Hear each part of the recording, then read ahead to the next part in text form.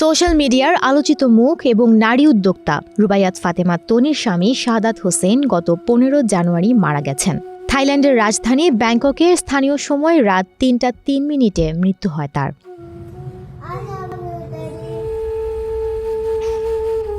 শাহাদাত হোসেন ব্যাংককে চিকিৎসাধীন অবস্থায় ছিলেন।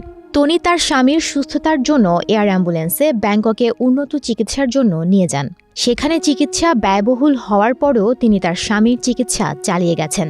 যেখানে ব্যাংককের ডাক্তাররাও আশার আলো দেখতে পায়নি এবং আত্মীয়রা আইসিইউ থেকে বের করার কথা বলেছিলেন, তবু তিনি তার স্বামীর সুস্থতার জন্য এই ব্যয়বহুল চিকিৎসা চালিয়ে গেছেন।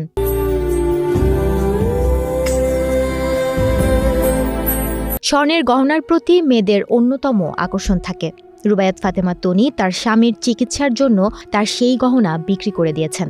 ডায়মন্ড হাউস তাদের ফেসবুক পেজে একটি পোস্ট দেন, যেখানে লেখা ছিল, কিছুদিন আগে তার স্বামীর চিকিৎসার জন্য তনি আপু 70 ভরির মতো গোল্ড বিক্রি করে প্রায় 90 লাখ টাকার মতো আমাদের কাছ থেকে নিয়ে গেছেন। অনেক চেষ্টা করেছেন স্বামীকে সুস্থ করার জন্য। তার স্বামী দুনিয়া থেকে বিদায় নিয়েছে। আসলেই এটা খুবই দুঃখজনক। আল্লাহ তাকে বেহেশত নসিব করুক।